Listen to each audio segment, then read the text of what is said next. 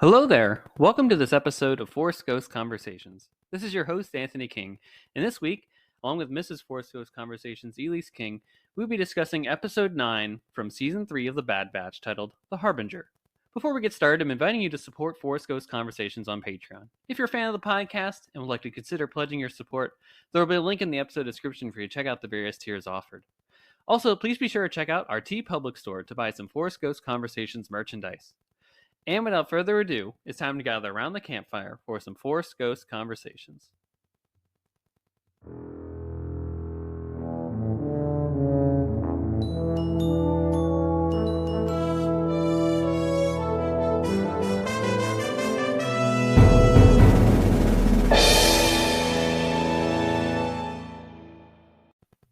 Hey everybody, this is Anthony King, host of Force Ghost Conversations, and boy do we have a stellar episode for you here today. Episode 9 of Season 3 of The Bad Batch, The Harbinger. Full spoiler discussion, so you know the drill. If you haven't watched the episode yet, be sure to go watch it on Disney+. And like Mrs. Force Ghost Conversations will even surmise, you should maybe even consider checking out a synopsis for Dark Disciple, or even read the book by Christy Golden before watching or tuning into this episode, because we get into full spoiler territory. Now, before we get into that main topic discussion here, let's run through the news that we had for this week in the Star Wars and Lucasfilm adjacent galaxy. And to be frank, there wasn't a whole lot, because last week there was a plethora, if you will, of news in that space. The only thing that I could really categorize as being a news item this week was if you're going to be in Disneyland, I saw that they were going to release a Jabba the Hutt popcorn bucket, which looks awesome. We have a video on our socials available from Disney parks, which you can go check out now. It looks great. If you're in the Disneyland area, I believe they're having it through the Season of the Force that they're doing over there, which I believe starts in April and goes through May, which is going to see like an overlay of the Hyperspace Mountain for Space Mountain, and a whole ton of new food items and fun things that are happening. The additions to Star Tours are coming as well. So a lot of great stuff coming that way. And if you're a fan of popcorn buckets and Jabba the Hutt and that menagerie, then this is absolutely up your alley and you should make every effort to go get it. But that is all of the news that I had compiled for this week's episode, and let's get to the main event itself. You know what we're talking about. We're here to talk Bad Batch, and just on the other side of this short break, we'll be back with that full spoiler discussion for Episode 9 of Season 3 of The Bad Batch, The Harbinger. Stay tuned.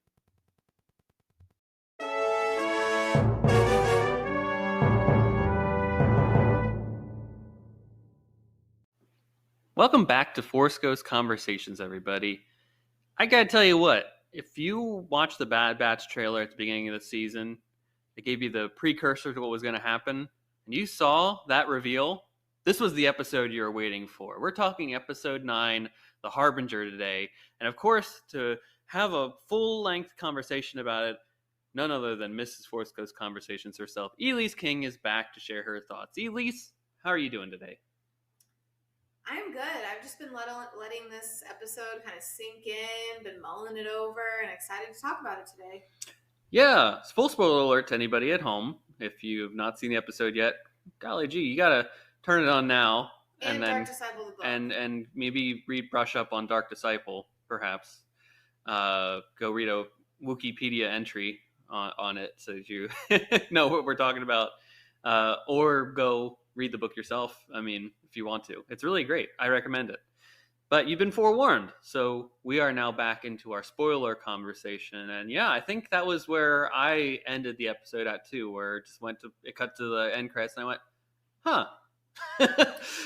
Yeah, I could see that if you were just so gassed to see Ventress again, and that's what you were most excited about for this whole season, I could see why it would be a little anticlimactic. Yeah, you didn't get a lot of answers as to why she's back. Which is 100% Star Wars. Mm-hmm. How many times do they like to tease before they dive underwater to show the full iceberg? Right. And here's an interesting perspective, too, that I saw online, where it's like, if you've, let's just say you're a casual fan, you watch the shows, you have no idea about, the further conversations that are happening via books and comics and stuff like that. You don't know there's other discourse and stories about Ventress. So you're just thinking, oh, return of a character that we saw in the Clone Wars, right? It's for them to then do the deeper dive. So it's really for this 15-20%, however many people actually do those deeper dives into that are like, well, what about the canon? What about this stuff? How does it line up? Tell me. I know. Which I am one of those people. I know. Honestly, I was kind of glad this wasn't my end-all be-all for this season, because I came in. Honestly, you had to remind me at some point. Yeah, I did. In the season, and I was like, oh, that's right. That's like, oh yeah, that'll be fun. And I'm glad that's the mindset I came into it with, because I was just like happy to see. I just love to see the Bad Batch and Omega just reacting against these characters we've liked in the past. Like, I think Ventress's interactions with Hunter and Crosshair and Wrecker are funny in this episode. And I think if I'd been waiting for some big moment, it would have been I would have been let down, because it was a more mild episode in terms of reveals. Right. But I have to say, I don't think they just bring Ventress back for nothing.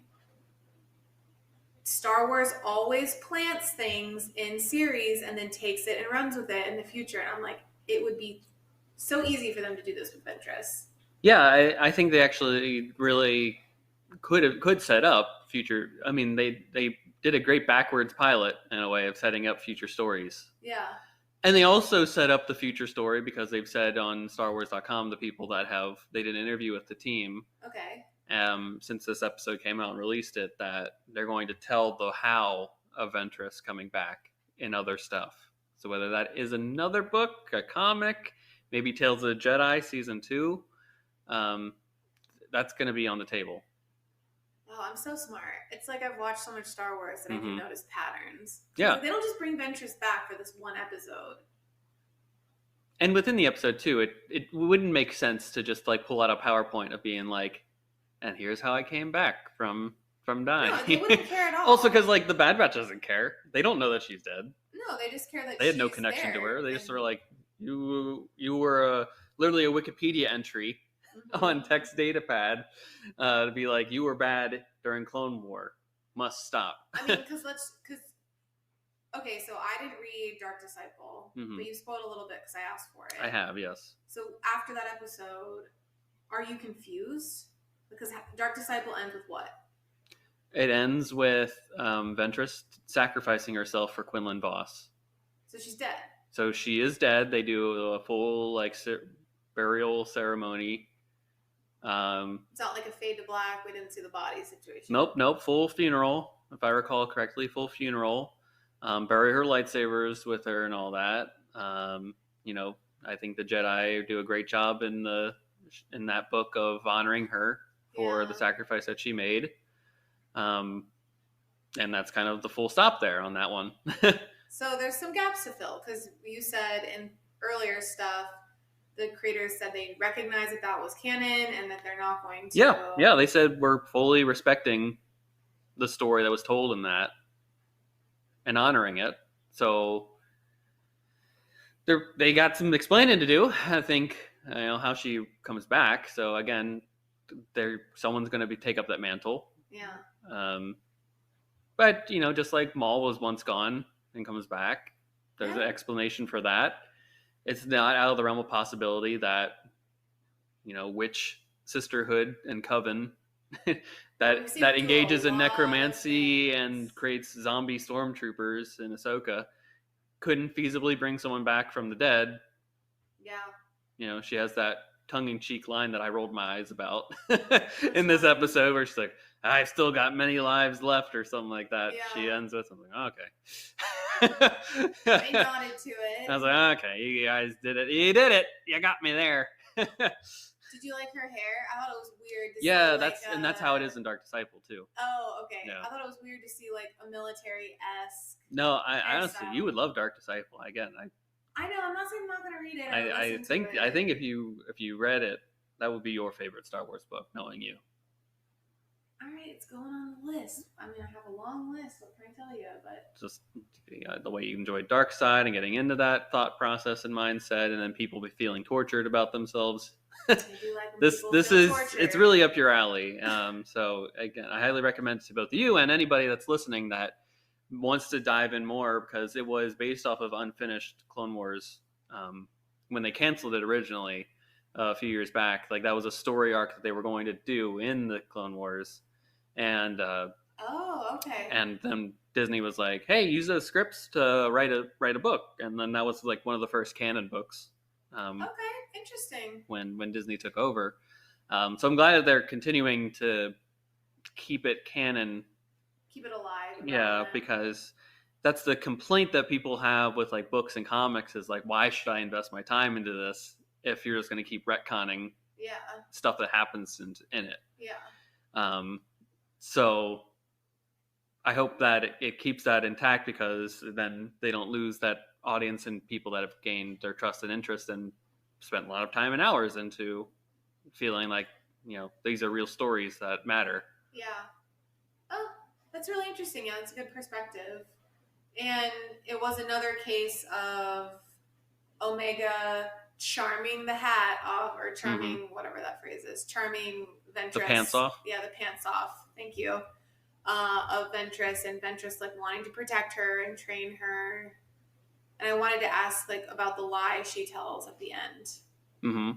Like, what do I think about it? Yeah. What do I think is true and what's not true? Mm-hmm. What do you think matters and doesn't matter? Look, I don't know if she has a high M count. I'm going to assume she has a high M count because of the test that literally the Empire did. Yeah. How Ventress can tell without actually checking the blood, who knows? She's probably from those tests that you're just like she's probably just spitballing. But frankly, it's not safe for anybody to have Force sensibility whatsoever at this time, right? The Inquisitors are hunting down people that even exhibits like, ooh, I can lift a rock. Like, it's not safe for anybody at this time. So even the fact that she could exhibit any sense of Force sensitivity. I just thought it was an interesting way to tell a story, because I'm a big believer of like, clue the audience in, right? Mm-hmm. Don't just like hide it away, unless, I mean, in this type of storytelling, sorry,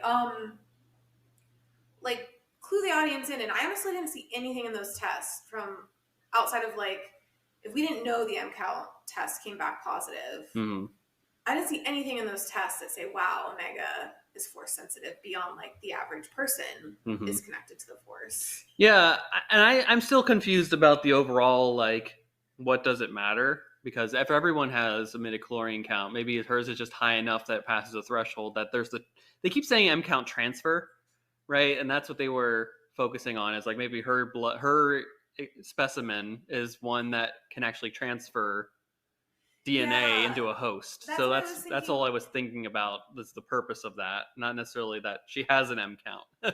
Yeah, it made it more, even though they said the glorious word of midichlorian, and you were so validated. Oh yes, we'll talk about that in a good minute. It didn't add any clarity, because I was like, we didn't see anything that would say she's Force sensitive, and we've seen younglings like be tested. And so either Ventress saw something that the audience wasn't clued in on, which is weird to me, because like we as the audience could be clued in even if Omega's not, but they like hid that, except at the end when saying she is. And then I was like, maybe she does have an M count, but like Ventress said in the beginning, just because you have midichlorians doesn't mean you're a Jedi. Like, yeah, maybe it is more just like she has M counts and she has this other ability to like, her blood allows her to transfer, like you said, or there's just something extra. But I personally was glad Omega didn't show like outright Jedi abilities, because especially coming right after Ahsoka, I'm like tired of everyone having to be a Jedi. No, I think you're right. Like, just because you have the Force and the ability to wield it doesn't mean you're a Jedi. In fact, you're not a Jedi, because being a Jedi is a discipline. I guess I meant, okay, then I'm just not being a Jedi. Everyone being like, everyone having Force sensitivity, like, the ability to use the Force whenever you want. Yeah. I don't know why. I'm just like, I mean, I guess the whole point is like anyone and everyone could tap into something greater than themselves. Okay. Yeah. But beyond the lesson, I'm like, can Omega just be cool because she's Omega and like she's a really cool clone? Yeah, I hear you on that one. I think that's That's a fair feeling to have, in my opinion, right? There is this oversaturation in a way of like, oh, they're a Force user, they have the Force, or what is the limit to? I think without putting words in your mouth, it sounds like you're like, couldn't we just have a story where it's just these guys that are quote unquote almost normal like us, and we relate to them in a bit more of a way because of that, rather than adding this supernatural essence into it. Yeah, I think maybe I think there's a part of that. I wouldn't mind if the storytellers are trying to show why Clone Force 99 is quote unquote defective. Like, I think that's an interesting story of what makes them so different from other clones, other than like the one or two like heightened abilities they have. Yeah. If there's something deeper than that, that would be really interesting to know. But for it to boil, like, there's so many things it could be, and for it to boil down to they can use the Force, I don't know. It just seems like a tired storytelling thing. And maybe that's me being like, I don't really believe, like, it's hard to swallow that Sabine's that Force sensitive. And like, the story. You're still dealing with a wound from months ago. Not a wound, but just like the storytellers didn't convince me, or like, I don't like Sabine enough to be excited for her. I don't know. But I was just like. Or you like Sabine the way she was. Yeah, like, I guess I just think they're more a cool weapons person that was willing to. I mean, Mandalorians are cool anyways. Yeah. So I was just like, this is a big galaxy with many different types of people. Can we highlight those many types of people instead of it boiling down to, are you Force sensitive to the point where you can use it, right, or not? Yeah, in a way, like why Rogue One and Solo are cool is because they are kind of that palate cleanser. Yeah, like, I really enjoy that side. And I was thinking with Omega, I was like, oh, maybe the way we'll see she's Force sensitive is through her connection with animals. Or like maybe it's with how everyone, even if they're on the wrong side, like seems to love her, right? And it's like some sort of Force ability that she's like just has more influence than others on living things. Okay, yeah. But it's like a very limited thing, almost like Hunter's ability to track and Wrecker's ability to, blow stuff up. Right. Her empathy, in a way, is her superpower. So at some point I was like, I don't understand I think it's interesting how they're doing storytelling here, because it seems like they're keeping things from the audience on purpose while the characters are figuring it out. But and also at the same time, I was just glad that we didn't get a definitive answer, because I was like, I don't want it to be the same story again. Right. Well, and it sets up a lot of questions. I think that's why my thing was just, because I'm like, I don't know. So what are your biggest questions? Where this goes. Well, I think my biggest question is, did this set up the potential end of this series through her, Asajj Ventress, hinting at the potential of her having Omega, that being her, having connectivity to the Force and needing to learn how to utilize it in order to protect herself in an even further way. Did it set up this ending where they go their separate ways and she goes off to train? I thought about that. Like, is that the ultimate ending of this? Situation. Is we let go? Oh my gosh. I thought about it and I immediately was like, oh.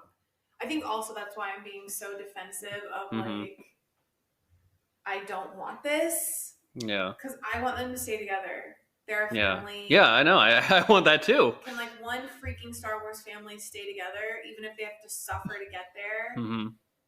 But I was like, oh, I could see this being another like Mandalorian Grogu situation, but instead of Grogu actually choosing Mandalorian one way, it's she leaves because it's the only way, given how she wants to learn more about herself. Yeah, and then Hunter and all them don't have anything else to do but fight to make sure she's never hunted again, and then they end up getting old and dying for the cause. Yeah, perhaps.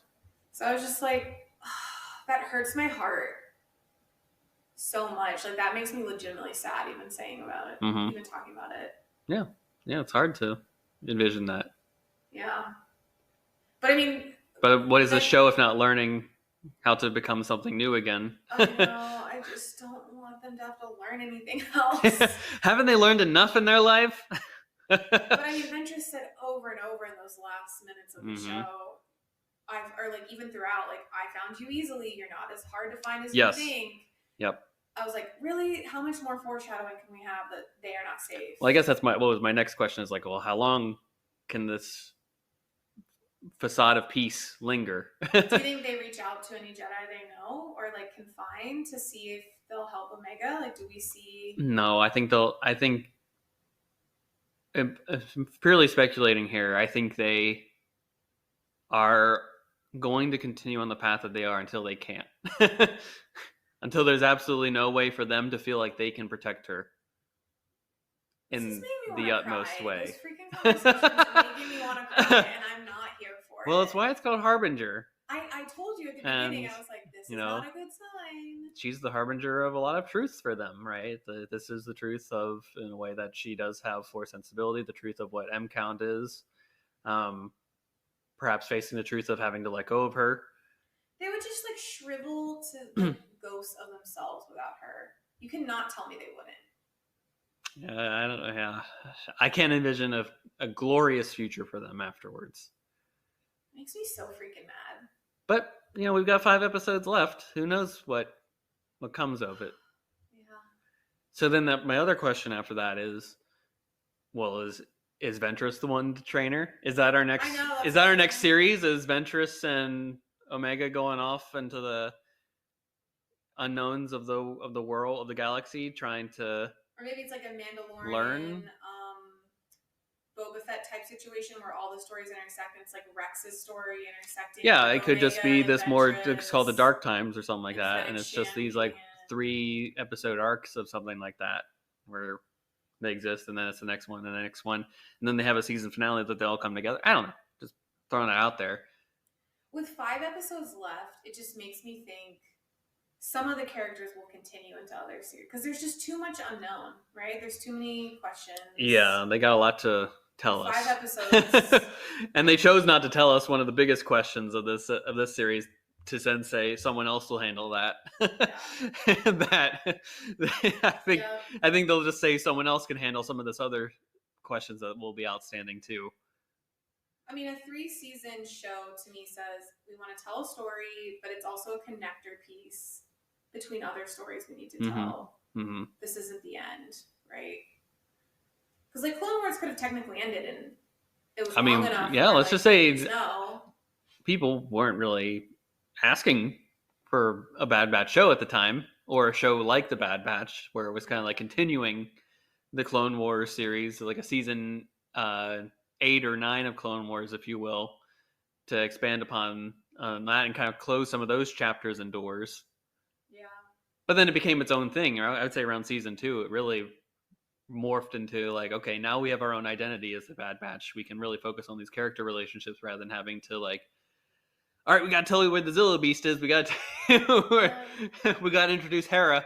We got to show how Kanan survived Order 66. We don't need to. But now we're kind of doing that again. But now, yeah, we're setting our own. Throwing out the lines for the next show. It's the tip of the iceberg. This is true to fashion. Yeah, tip of the iceberg. With just enough to be like, that's a story, but then being like, I have still 100 questions. Mm-hmm. And that's frankly where I was just like, wow, I don't have answers right now. I need to wait for next week. And to speculate is really hard because they'll probably just throw a curveball at me. And why ponder with the unknown when I have no clue of what the unknown could be? Yeah. I'm just like sitting in the ether and you're like, all right, great episode. Enjoyed it. Fun action. Can we talk about the funny moments before we get so down on like Omega splitting from... Yeah, so one of the unintentional funny moments, I would say, for us was the fight sequence where the animation style kind of changed on us. And it took you and I out of it. Like, we rarely in an episode like look at each other and go, "What?"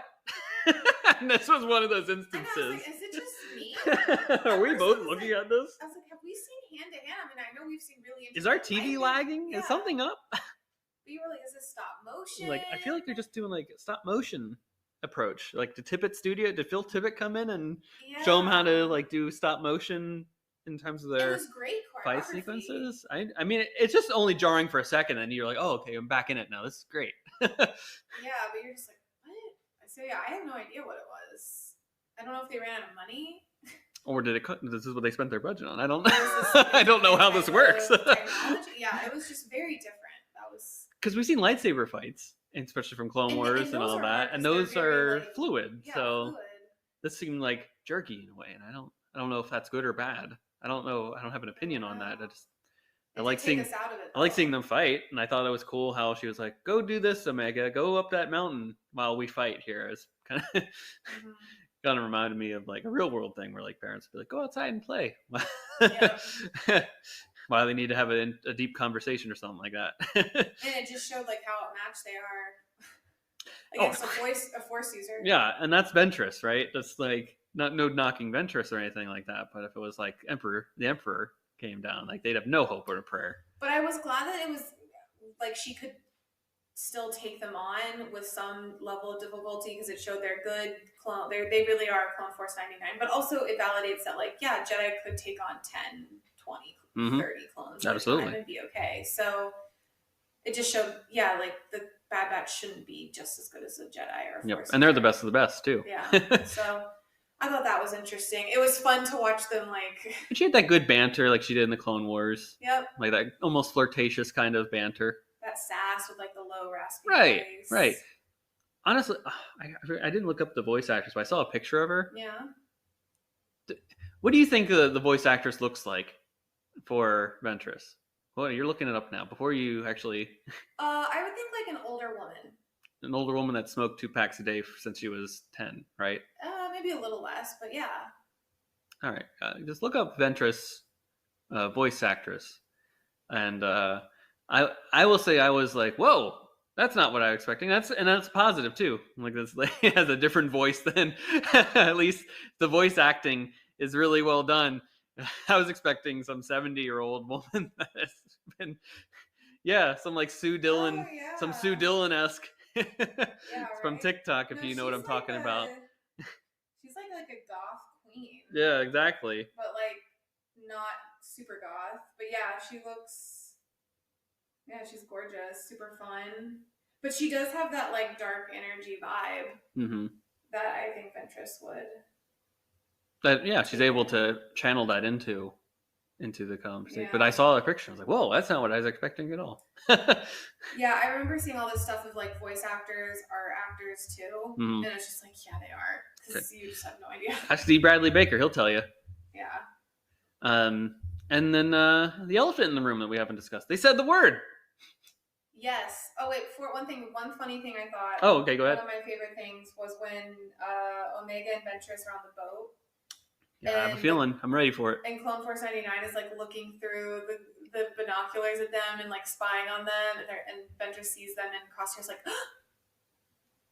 and then there were a couple moments between Crosshair and Ventress where I was like, I could see some fanfic about these two characters. There was some chemistry there. They've already people have already done the ship name. What is it?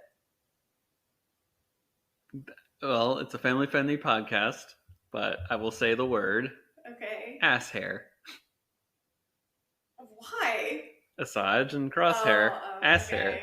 I was thinking Ventress and Crosshair. That's not great. That's not a great one. But audience, it works. I have to say there were those moments, and then I side-eyed Anthony on the couch, and he looked at me and shook his head and was like, "Don't say it." Kids show. I don't think they're gonna do it. But there was because they have equal levels of sass. But like Ventress does that with everybody. She didn't do it as much with Hunter or Wrecker. Ventress chooses the strongest one, and then manipulates them. Yeah, okay. Exactly. Read Dark Disciple. No, I'm just saying. I saw an enemies to lover fanfic panning out. Read Dark Disciple. I know she has the thing with the guy. Read Dark. Yep, I told you. It's everything you like in stories. It was literally created for you. Okay. All right. Anyway, so that I want to say that. And on the boat too. Was really funny. On the boat too. When they first leave, she's like, "Stop smiling. It's unsettling." Yeah. That's what I'm saying. Like, it's just really fun to see these characters we know from completely different contexts interacting with someone like Omega. It makes characters act differently. And that's my favorite thing of when we see worlds come together. it's mostly so we can see how characters interact. Like, it's just Yeah. all of our fan visions like playing out, and it's so fun to see on screen. So I like Ventress being in the episode purely for that reason alone. Yeah. Well, maybe we'll get more of her. Well, if it's with Omega and her on a journey without the boys, I don't want it. It's like, at what cost? At what cost? I don't want it. All right, but yeah, they said you screamed. I said, hallelujah. I think I said some other choice words too, but this is a family-friendly podcast, so I will not utter them in this setting. But they did it. They said the word. Ventress said the word, which wouldn't have been on my bingo card of people to say the word midichlorian. I can tell you that. I would have been like, she's dead. She ain't saying it. How's she coming back? But they said it, and it was kind of nonchalant. It wasn't like this big reveal, like M count. You mean midichlorian? But if they don't know what M count is, then saying midichlorians wouldn't change their reaction. It's like, M count. Yeah, that's your midichlorian count. She just says it so nonchalantly. She's like, I'm unable to test your midichlorian count, or something like that. That's kind of how she just says it in a sentence like that without like full on stop. Like, they just keep going. And I was like, oh, and she said it. It's because not everyone has the baggage you have with this whole issue. Yeah, and now I'm healed. You're healed from it? It's just, it's, wow, almost, it's over over 20 years since I can remember someone saying midichlorian. I don't know if they say it in Clone Wars. I don't recall it, but no, it's in there. Sorry, it's in Clone Wars, so it's been at least since 2013 that they said it, because I remember them now in my head about that Yoda arc where he kind of figures out how the start of how to do the Force Ghost stuff. Okay. So it's been over 10 years since they've said the word, and I know, and that frankly that's the first time in the Disney era that they've said it, which that was a lot of the speculation as well. Oh, will they distance themselves from that? Will they not? And it's still Lucasfilm at the helm. It's a vindication. So we're in Phantom Menace season. We're getting to May, 25th anniversary of the re-release of Phantom Menace, which I hope you all get your tickets for. Where they say it a lot. They say, "Oh, Master Qui-Gon, what are midichlorians?" And then he explains it to you in this great fatherly way. Well, midichlorians are microscopic organisms in your body. So you and the internet feel healed now. Me and a subset of the internet, I would say, are pretty happy, pretty darn happy. Okay. And I bet you there's a subset of the internet that hates it, but that, And then there's me. They suck. Who doesn't care. And then there's you. They're like, all right, I don't have baggage for it. Yeah. But imagine you're reading Iron Flame right now. Let's say the next book wasn't coming out next year. Let's say it comes out 15 years from now. That's not the same thing. And there's an aspect of that book that you're like, just say it. Just say it. No, that's not the same thing. And then you're rewarded, and there it is. You got it. Boom, bada bing, bada boom. Healed. All right. Now, I hope they say it more. Now, once you feed me once, I need more. But be happy with what you got. I should be very happy. And again, I'll see the Phantom Menace in the theaters, and they will say it many times in that movie. Mm-hmm. And hopefully one day Revenge of the Sith gets re-released in cinemas, and I can definitely hear Palpatine say it. How does he say it? Well, it's when he's telling Anakin about how to save, potentially save a life. You say it in his voice. Midichlorian. Oh, that wasn't good. Well, he doesn't say it in Palpatine. Like he's saying it like in Senator in Chancellor voice. Yeah, he's not full on. Bummer. He's not a midichlorian. He's not. He doesn't. I mean, maybe you hear it if he comes towards the facility again in this show. God, I love that movie. I read it just it's so good. But that's a topic for a different day. As soon as you said that and got me thinking, my brain immediately went to him going, henceforth you will be known as Darth Vader. Audience, welcome to our life. You will do this for a straight 30 minutes. This is a glimpse. I'll just laugh. I'll laugh in a corner, right? Or I'll be sitting on the couch and I'll just start giggling, and you'll just be like, "What are you doing? What are you laughing about? What's so funny?" Because shame on me for asking at this point in our relationship. You kind of know what it is at this point. Yeah, exactly. I just always ask in case it's not. And then you ask, and you're like, "What's so funny?" And I'm like, "Oh, I'm just thinking about Anna going, what have I done?" You sound like the bear from Yogi Bear. Yogi Bear. Hey, boo boo. Yeah. What have I done? Yeah, it's like kind of the same inflection. But yeah, no, at least once a week in the house. That's what I'm hearing. But yeah. So yeah, back to the Bad Batch here, just to close up here. They said the word. It was nice to have that fun animal connection. I thought that was really cute and good, beautiful animation.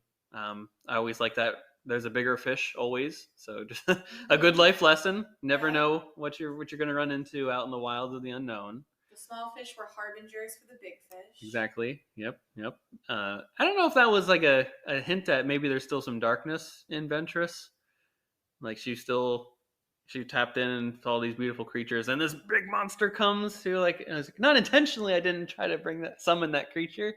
Like, oh, maybe the duality of you is still there. I don't know. Yeah, I don't think the duality would ever leave. Her stance in the galaxy is interesting. Is she bounty hunter? Is she just kind of nomad off on her own? Uniform on. Yeah, it's a new one as far as I recall. It looks kind of like she was a cadet in an army. I think she has new lightsabers too, but from what I remember in Dark Disciple, I know it's yellow because she loses her red ones because Barriss Offee steals them. Okay. In the Clone Wars. So these are new blades for her, and yeah, a lot of Ventress. I mean, frankly, the benefit of this is if you're a fan of Ventress, you know that there's a lot more coming. Yeah. So you are well fed. Despite getting like crumbs, you got an appetizer, right? You got your prosciutto and maybe some cheese, a little bit of bread. For your charcuterie board, and now you're waiting for your filet mignon with some nice roasted potatoes and some broccoli, and then your dessert of creme brulee is coming as well. Oh, I thought you were gonna say chocolate lava cake. No, this isn't Outback. Who serves it? Is that Outback that serves that? Everyone serves a chocolate lava cake. That's right. Just varying degrees of goodness, I guess. Yeah. But I was thinking, I was going for like a fine dining establishment, so I was thinking the creme brulee. Okay, all right. Yeah, you're right. More to come. I'm very sure. More is coming, and in a way, this is kind of much like last week's episode was a setup for this week's episode of like that ending being like, oh, who is the person? Is it Ventress? Is it Cad Bane? Is it someone else? So we got that answer. It was Ventress. We gotta think maybe she has some role yet to play in this season. I think, if I'm speculating responsibly, I think that the big thing of this series might be the choice Omega is going to have to make. I don't want to talk about it anymore. We're not ready for that conversation yet. I'm shutting it down. We'll deal with it. So that's something to look forward to. At least that's what it's set up. Talk about it on X or Twitter. Don't talk about it with me yet. Yeah, we'll see. We'll actually see what happens in the next coming weeks here. But any final thoughts on this episode before we get out of here? No, love seeing old faces with current faces. Worlds are colliding. I think is a good way to say it. And I like it. Yeah, you like when your books interweave with each other and all that stuff. Yeah. And this is just another example of that in a different setting. Yeah. So good stuff. Can't wait for next week when someone else shows up. Tech comes back and oh my god, I can't. I mean, we know Cad Bane's coming. Cad Bane kills Ventress, who then is avenged by Shadow Soldier Tech, who is brainwashed. Oh my gosh. And AZ comes in and destroys everything. If anything happens to AZ, I will riot. Yeah. I will storm. I know they keep threatening Pabu's destruction here, and I'm like, AZ better survive. At this point, just Just end Pabu, but save AZ. If that's the cost, I will do it. Destroy it or leave it alone. Whatever needs to be done to save AZ, I will do. No, you sound a little like Anakin. I sound like Anakin, and he was right. I am the chosen one. Oh my god! Okay, someone had to do it. That's a sign for us to wrap up. This is a sign to put a pin in it. Good night, ladies and gentlemen. Have a good evening. Yeah, everybody, I hope you had a good time listening to this episode. We'll be back next week with a brand new episode in this galaxy, and we hope to continue the conversation we do on our social media. And until then, may the Force be with you. Take care.